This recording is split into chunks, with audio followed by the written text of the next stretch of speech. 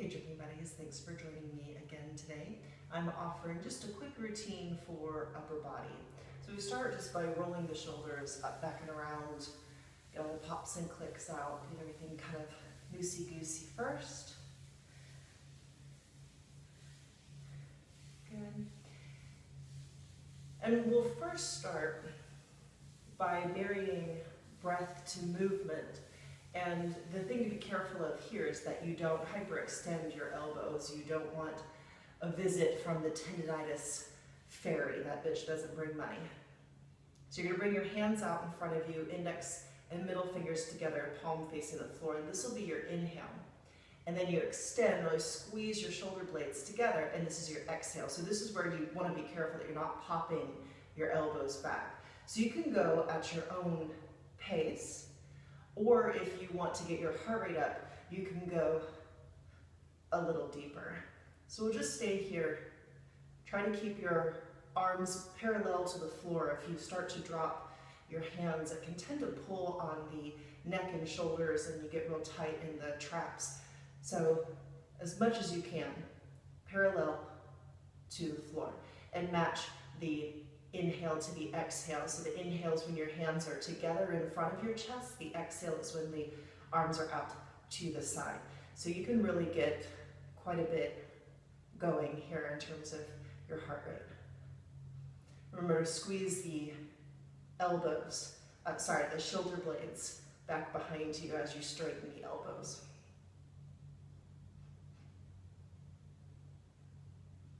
So you start to feel this in your deltoids. Some people start to feel it in the pecs first. You might feel it more in the bicep. Just sort of take note of where you start to feel it first. That can give you information about where you are weaker, where you fatigue first tends to be indicative of where you're the weakest.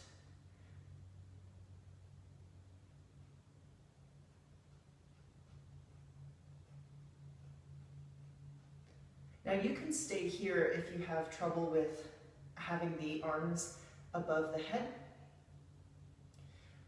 Where we're headed next is coming out of the Kundalini tradition. We're going to take lion's breath. So you relax your arms down.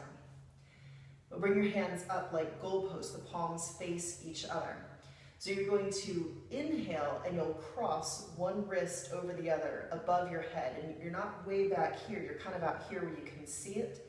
And then your exhale, you bring your humerus bone parallel to the floor.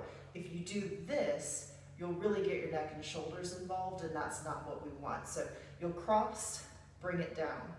Cross the other way, bring it down. And so again, this is just at your own pace, but you'll notice that we aren't making this movement. Your elbows stay bent the entire time.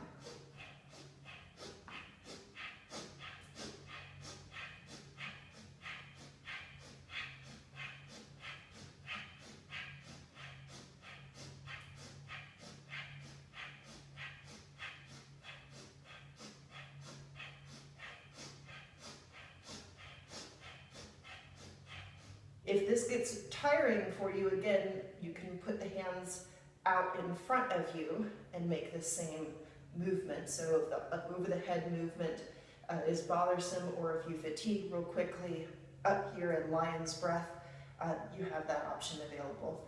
You don't have to suffer.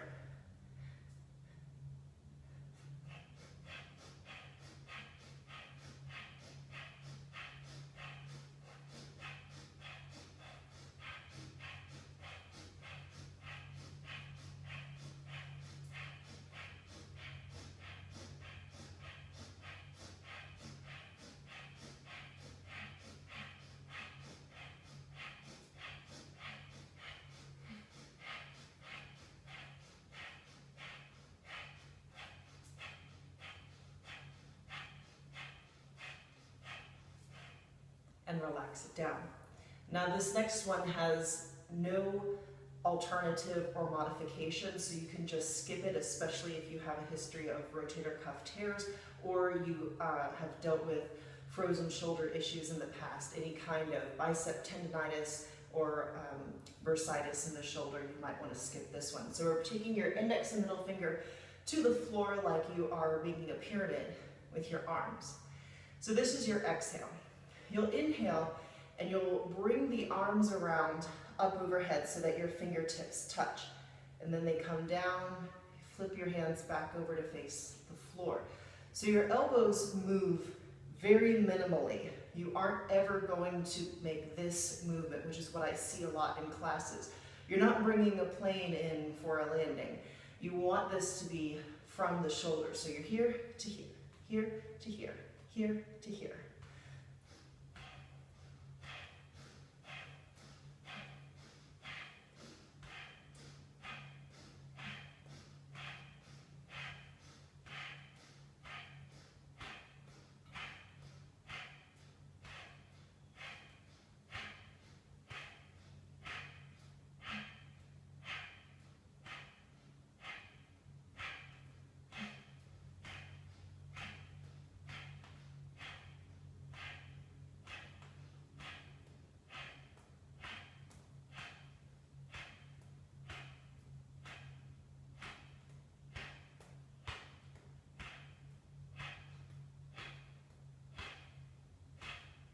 Release. So the next thing we're doing is tricep squeezes. This will help you prevent rotator cuff tears. A lot of people who have rotator cuff tears are weak in the triceps. So you take your hands behind you, the palms face the ceiling, then you make little crab claws, and you'll squeeze your hands towards and away from one another. Keep your chin parallel to the floor. Tucking your chin to your chest will make you do the work in the trapezius muscles up here instead of in the triceps back here. And you keep your hands as high up behind you as you can. So you feel all three heads of the tricep working. You'll also start to feel your lats working, especially once your triceps start to fatigue. You'll notice that they come in to try to help.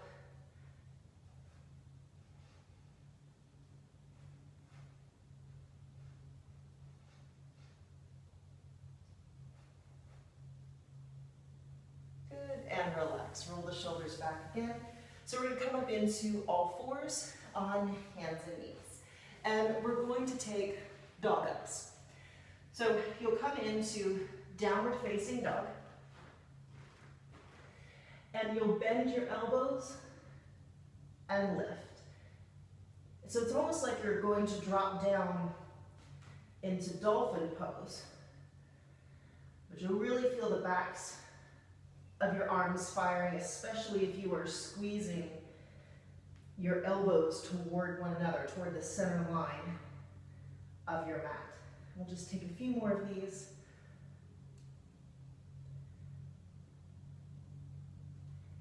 And we'll release the knees and we'll come out into a modified plank. So we don't want your hips way back here. We want them in line with the rest of your spine. Your feet are off the floor and the shoulders are right over the wrists. We're going to take chaturanga push-ups. So you squeeze your elbows straight back and together. You're hovering here. Your belly's not on the floor. And you'll come up. Squeeze and up. Squeeze and up. Two more. Squeeze and up. Squeeze and up. Then you can sit the hips back toward the heels for child's pose and sort of stretch out the whole underside of your arm. So I hope this was helpful to you. It's a real quick upper body routine.